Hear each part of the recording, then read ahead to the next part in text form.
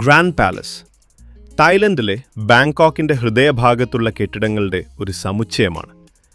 1782 മുതൽ സിയാമിലെയും പിന്നീട് തായ്ലൻഡിലെയും രാജാക്കന്മാരുടെ ഔദ്യോഗിക വസതിയായിരുന്നു ഈ കൊട്ടാരം. 1925 വരെ രാജാവും അദ്ദേഹത്തിൻ്റെ കൊട്ടാരവും അദ്ദേഹത്തിൻ്റെ രാജകീയ സർക്കാരും കൊട്ടാരത്തിൻ്റെ പരിസരത്താണ് സ്ഥിതി ചെയ്തത്. ഭൂമിബോൾ അതുല്യ ദേജ് രാജാവ് രാമ 9 ചിത്രലട റോയൽ വില്ലയിലും അദ്ദേഹത്തിൻ്റെ പിൻഗാമിയായ രാജാവ് വജീര ലോങ്കോൺ രാമ 10 ആംഫോൺ സത്താൻ റെസിഡൻഷ്യൽ ഹാളിലും താമസിച്ചിരുന്നു. രണ്ടും ദുസ്സിത്ത് കൊട്ടാരത്തിലാണ്. പക്ഷേ ഗ്രാൻഡ് പാലസ് ഇപ്പോഴും ഔദ്യോഗിക പരിപാടികൾക്കായി ഉപയോഗിക്കുന്നു. എല്ലാ വർഷവും നിരവധി രാജകീയ ചടങ്ങുകളും സംസ്ഥാന ചടങ്ങുകളും കൊട്ടാരത്തിൻ്റെ ചുവരുകൾക്കുള്ളിൽ നടക്കുന്നു. തായ്ലൻഡിലെ ഏറ്റവും പ്രശസ്തമായ വിനോദസഞ്ചാര ആകർഷണങ്ങളിലൊന്നാണ് ഈ കൊട്ടാരം. പ്രതിവർഷം 8 ദശലക്ഷത്തിലധികം ആളുകൾ സന്ദർശിക്കുന്നു. ചക്രി രാജവംശത്തിന്റെ സ്ഥാപകനായ രാജാവ് ഫുത്തയോത്ഫ ചുലലോക് രാമ 1 1782 മെയ് 6 തലസ്ഥാനം തോൺബുരിയിൽ നിന്ന് ബാങ്കോക്കിലേക്ക് മാറ്റിയപ്പോൾ കൊട്ടാരത്തിന്റെ നിർമ്മാണം ആരംഭിച്ചു.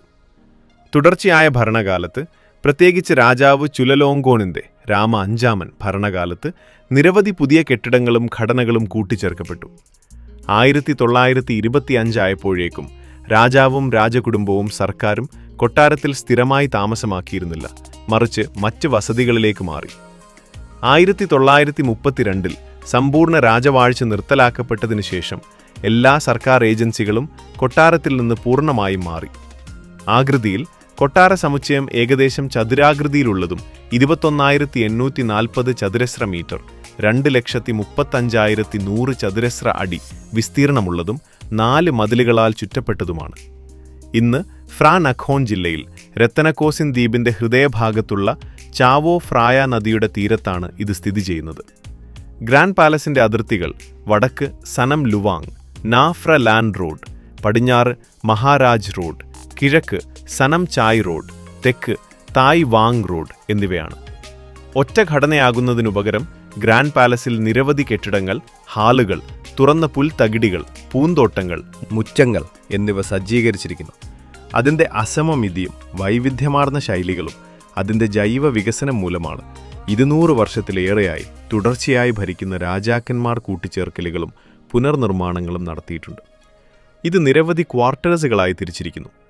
എമറാൾഡ് ബുദ്ധന്റെ ക്ഷേത്രം, നിരവധി പൊതുകെട്ടിടങ്ങളുള്ള പുറം കോർട്ട്, ഫ്രാ മഹാമോന്തിൻ കെട്ടിടങ്ങൾ ഉൾപ്പെടെയുള്ള മിഡിൽ കോർട്ട്, ഫ്രാ മഹാപ്രസാദ് കെട്ടിടങ്ങൾ, ചക്രി മഹാപ്രസാദ് കെട്ടിടങ്ങൾ, Inner Court, Siwalai Gardens quarter.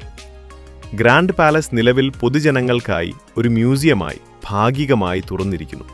പക്ഷേ ഇത് ഇപ്പോഴും ഒരു പ്രവർത്തന കൊട്ടാരമായി തുടരുന്നു.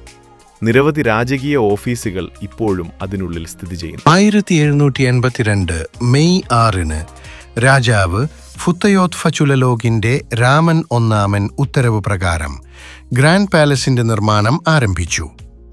തോൺബുരിയിലെ രാജാവ് തക്സിനിൽ നിന്ന് കിരീടം പിടിച്ചെടുത്ത ശേഷം രാമൻ 1 രാജാവ് തന്റെ പുതിയ ചക്രി രാജവംശത്തിനായി ഒരു തലസ്ഥാന നഗരം നിർമ്മിക്കാൻ ഉദ്ദേശിച്ചിരുന്നു.